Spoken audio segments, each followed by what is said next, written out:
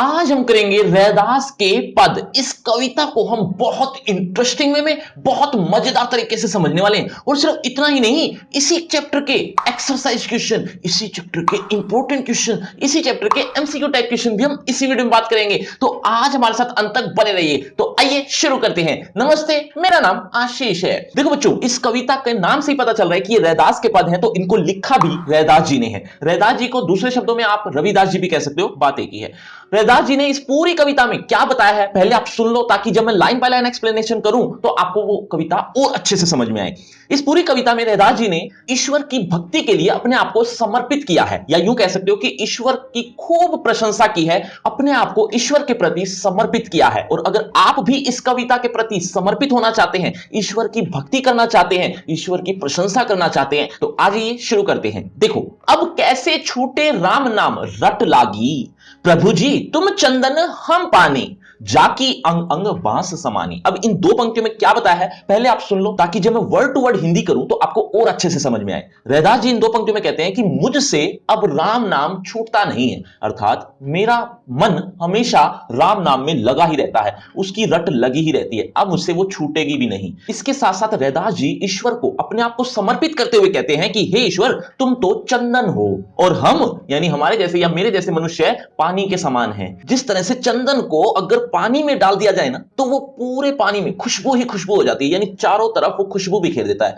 ठीक ऐसे ही हे ईश्वर, तुम चंदन के समान हो और हम पानी के समान हैं, कि हम तुम्हारी रट लगाएंगे तो हमारे अंदर भी खुशबू ही खुशबू आएगी, अर्थात हम भी राम नाम की खुशबू बिखेरेंगे। ऐसा ही कुछ हम यहां पर इन दो पंक्तियों में पढ़ेंगे, लेकिन उससे पहले शब्दार्थ भी देख लीजिए। वैसे तो बाकी शब्दार्थ आपको पता है, जाकी का अर्थ जिसकी होता है और बांस का मतलब होता है खुशबू। अब इसकी हिंदी क्या बनी, वर्ड टू वर्ड देखो। अब कैसे छूटे राम नाम रट लागी, इसके हिंदी तो आप समझ ही होंगे। रैदास जी कहते हैं कि अब हमसे राम नाम छूट नहीं सकता। कैसे छूटेगा, क्योंकि हमें तो रट लागी, रट लग गई है, अर्थात हमारा मन तो अब राम नाम में लग गया है, वो अब मुझसे छूटेगा नहीं। प्रभु जी तुम चंदन हम पानी, तुम तो चंदन के समान हो और हम पानी के समान हैं। जिस तरह से जिसके अंग अंग बास समानी, बास मतलब खुशबू, जिसके अंग अंग में खुशबू समा जाती है। कब, जब चंदन को पानी में डाला जाए तो अंग अंग में खुशबू समा जाती है। ठीक ऐसी स्थिति हमारे साथ हो गई है, अर्थात हमने तुम्हारे राम नाम को रटा, जिसका कारण यह हुआ कि हमारे हर अंग से राम नाम की खुशबू आ रही है। आगे देखो,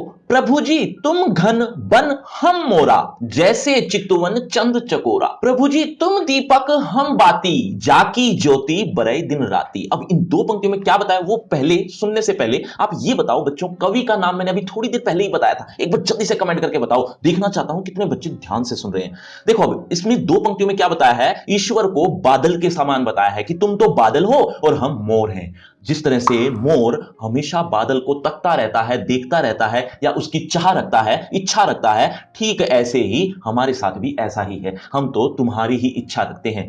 और आगे भी कुछ कहा है कि तुम चांद हम चकोर, मतलब जिस तरह से चकोर, चकोर एक पक्षी का नाम है, तो जिस तरह से चकोर पक्षी हमेशा चांद की तरफ निहारता रहता है, देखता रहता है, ठीक ऐसे ही हमारी स्थिति है कि तुम तो चांद हो और हम चकोर पक्षी के समान हैं। आगे भी कुछ कहा है कि जैसे तुम दीपक हो, तुम दीपक हो और हम बाती हैं। जैसे दीपक में बाती जलती रहती है, अर्थात उसी की लो से वो अपने आप को प्रकाशमान कर पाती है, ठीक ऐसे ही तुम दीपक हो और हम बाती हैं। ऐसा ही कुछ हम इन दो पंक्तियों में पढ़ेंगे, लेकिन पहले शब्दार्थ देख लीजिए। शब्दार्थ में घन का मतलब बादल है, मोरा मतलब मोर, चितवन माने देखना, चंद माने चांद, चकोरा मतलब पक्षी, एक पक्षी का नाम है। इसके अलावा ज्योति का मतलब ज्योति यानी प्रकाश, बरई का मतलब जलती है। बाकी शब्दार्थ आपको आते होंगे, देखिए हिंदी। प्रभु जी तुम घन, तुम तो बादल के समान हो और हम वन में, वन माने वन, जंगल, जंगल में मोर के समान है। जिस तरह से मोर बादल को ही तकता रहता है या उसकी चाह रखता है, ऐसे ही हम भी तुम्हारी चाह रखते हैं। और ऐसा ही कुछ आगे भी लिखा हुआ है कि जैसे चितवन चंद चकोर, जैसे चंद को यानी चांद को चकोर पक्षी देखता रहता है, हमेशा उसकी चाह रखता है, हमेशा उसको पाना चाहता है, ठीक ऐसे ही हम भी हे प्रभु तुम्हें पाना चाहते हैं। प्रभु जी तुम दीपक हम बाती, तुम तो दीपक के समान हो और हम उसमें जलती हुई बाती के समान हैं, जिसकी ज्योति हमेशा दिन रात उसी में ही जलती रहती है, अर्थात हमेशा राम नाम की हमें रट लगी ही रहती है, फिर चाहे दिन हो या रात हो। चलिए बच्चों आगे देखो, प्रभु जी तुम मोती हम धागा, जैसे सोनही मिलत सुहागा। प्रभु जी तुम स्वामी हम दासा, ऐसी भक्ति करे रे दासा।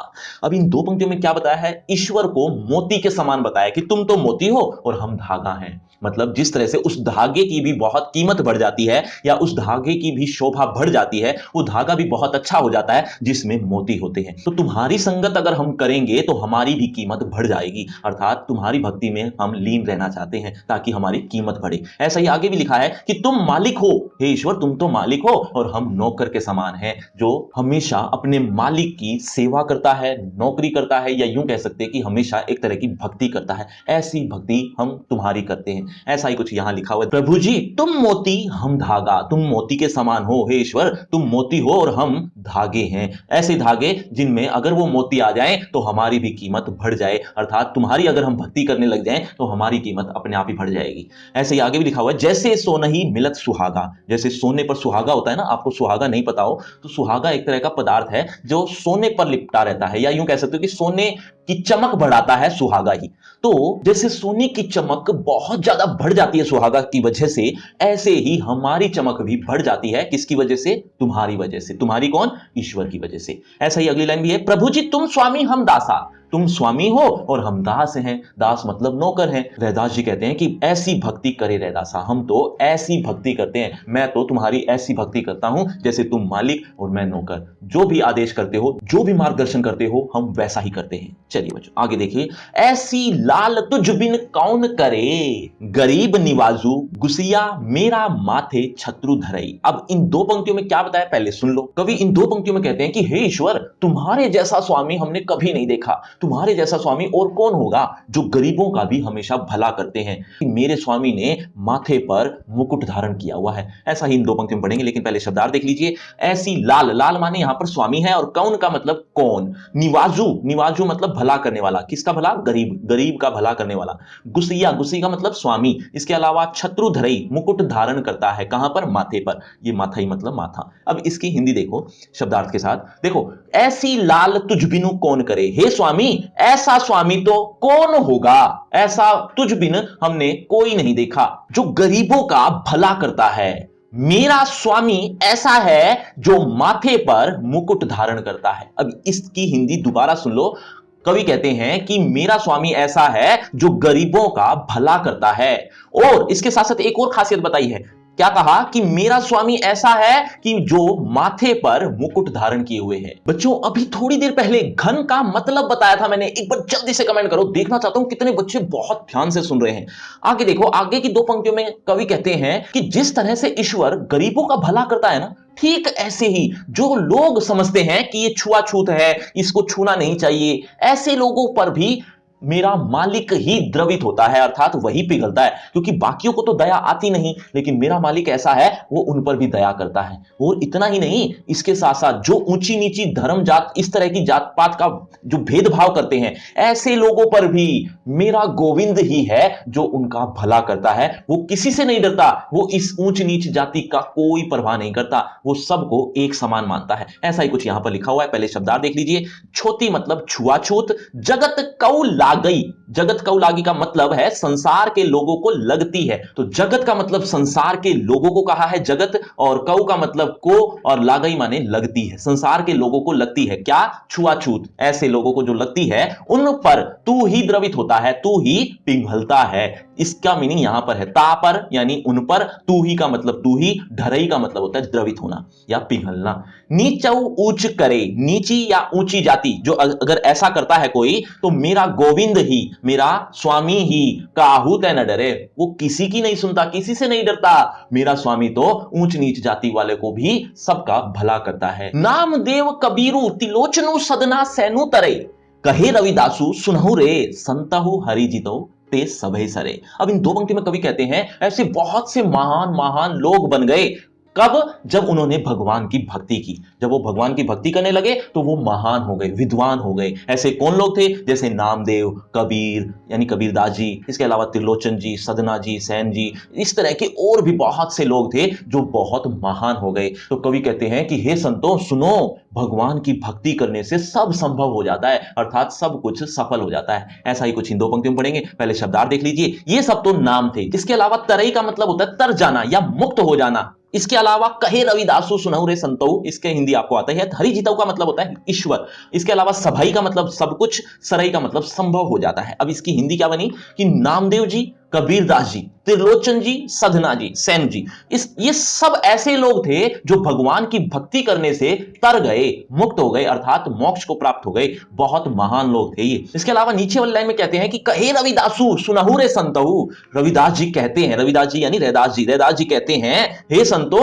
सुनो, संतहु माने संत, सुनहु का मतलब सुनो, हे संतो सुनो, हरि जीव का मतलब ईश्वर, ईश्वर से सब कुछ संभव हो जाता है, सरई हो जाता है, यानी संभव हो जाता है, अर्थात उसकी भक्ति करने से सब कुछ मिल जाता है। बच्चों आपको लग रहा हो कि यह कविता खत्म हो गई है? जी नहीं, अभी तो आपको इसी कविता के इंपॉर्टेंट क्वेश्चन, एक्सरसाइज क्वेश्चन और एमसीक्यू टाइप क्वेश्चन भी पढ़ने हैं। लेकिन ये सारी चीजों के साथ साथ आपको एक चीज और भी देखने को मिलेगी। क्या?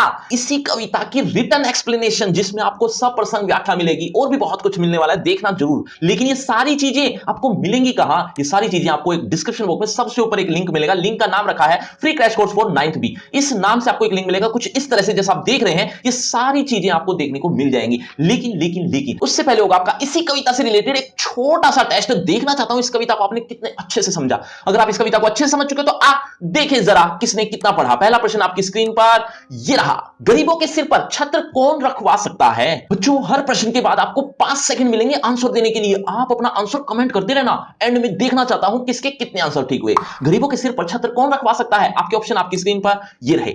ए पूजा, बी राजा, सी ईश्वर, डी कवि। आपके 5 सेकंड, 5 4 3 2 1 0। सही उत्तर है ऑप्शन सी, ईश्वर। चलिए बच्चों अगले प्रश्न की तरफ। अगला प्रश्न, रैदास ने यहां निम्न में से किस कवि का उल्लेख नहीं किया है? आपके ऑप्शन आपकी स्क्रीन पर, Kabir, option B Bodha, option C Namdev, option D Dhanna. 5 4 3 2 1 0। सही उत्तर है ऑप्शन बी बोधा। चलिए बच्चों अगले प्रश्न की तरफ।